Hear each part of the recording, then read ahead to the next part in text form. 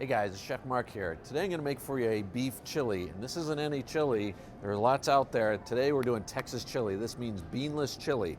So let's grab ground beef. There's a bunch of versions out there. We're using ground beef. You could use stew meat for this one. This one's just ground beef. We're going to add a lot of different chilies, fresh and dried, nice and smoky, a little bit of spice. It's going to be great. Okay, so now it's time to grab my chilies for the recipe. I've already got my dried stuff, so let's grab the fresh. I've got a Fresno here. Let's grab a couple poblanos, a long hot green, a couple of Anaheim chilies, and a jalapeno. That's a lot to hold. Skip the habaneros, but if you want, go ahead and go for those. These add a lot of depth of flavor and a lot of layers of heat, which are going to be great for the finished dish. Okay, I need a couple more spices for my chili. Let's grab these here. So I'm going to grab a Mexican style chili powder, has a little bit more cumin in it, and some ancho chili powder. Anchos are actually dried poblanos. And let's go, there's cumin here, let's go with the roasted cumin. And the reason why I'm grabbing this one is because anytime I'm using cumin in a dish, I'm actually going to toast that in a pan. Adds a lot more flavor to it. Let's go put this together. So let's do this chili, but let me show you this, what I've got in the oven already. I've got our New Mexico chilies and our chili ancho in the oven. It's been there for a minute, and they are toasted, and we're going to let those cool down. But once those cool, we're going to rehydrate these because these are dried chilies. If you're tough like me, you can hold them in your hand right away, but otherwise let them cool. So we're going to trim this off, trim off the top, and shake out all those seeds on the inside here, just like this. If you wanted to, you could cut it into some small pieces if you felt like. I'm going to put them inside a pot along with our beef stock, all of our chilies, and we're going to bring that up to a simmer, turn it off, throw a lid on there, and let it steep. That's going to rehydrate for about 10 to 15 minutes. They'll get nice and soft.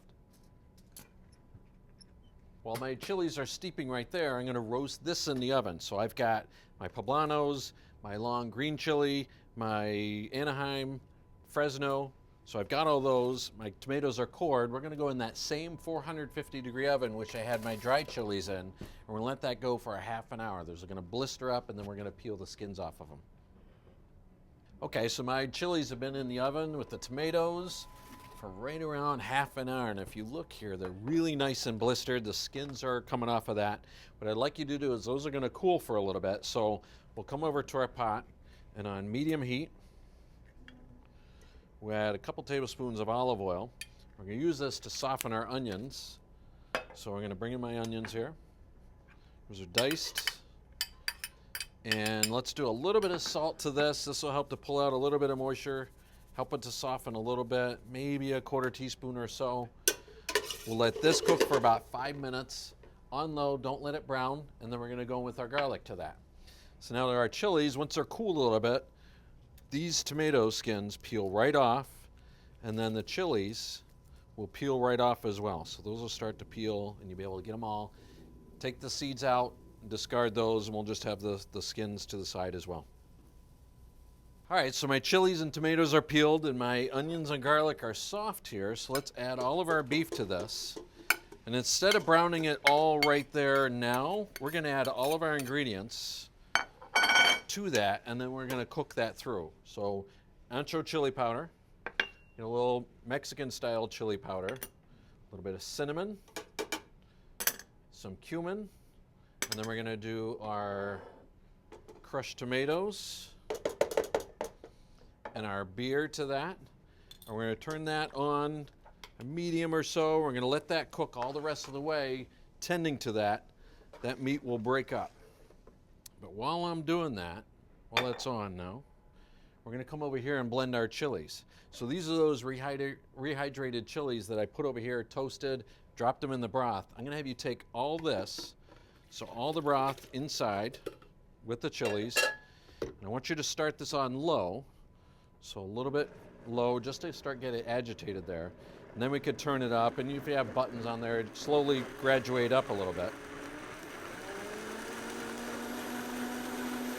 Puree all this until it's completely smooth. And we're going to turn it back down. And then what we're going to do is we're going to add all the rest of our tomatoes and our chilies, which were roasted and peeled. And we're going to blend this up. This will make a nice smooth mixture.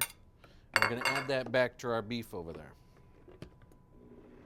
Again, we'll start on low, puree this, turn up the, go about medium high or so.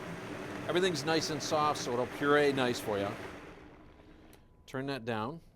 And we're going to take all this mixture here. And these are lots of roasted red chilies and tomatoes and whatnot. And those are going to go inside to this. That beef will start to cook as it comes up to temp. And we'll cook that for about 30 minutes or so. And I'll add a little bit of seasoning to this, and I think we're going to do about a tablespoon of salt. Help to season it. We can always check that later. It'll be about a half an hour. So now that our chili has been cooking for about 30 minutes or so, those flavors have really started to meld. We're going to finish it off with a little salt and pepper. I checked that already. But we're going to do our masa. I want you to whisk this in here. So masa is going to add some really nice corn flavor, just background corn flavor. We don't want to add whole corn to this, so it's almost like almost sort of a roasted type corn. And then we're going to whisk this in. And that's all we're going to do. The chili is finished. And for me, a Texas chili deserves a Texas-sized bowl. We go like this. You can do all sorts of toppings on this. You could be cheddar cheese, sour cream. Could be a little bit of diced avocado, which I have here. I don't have my chili unless I have cornbread, so I'm going to do a little avocado in the center. Don't get too fancy with it. A little sour cream to cool it down a little bit. And then our big Texas-sized piece of cornbread to sit there and dip this in there. Enjoy this one, guys.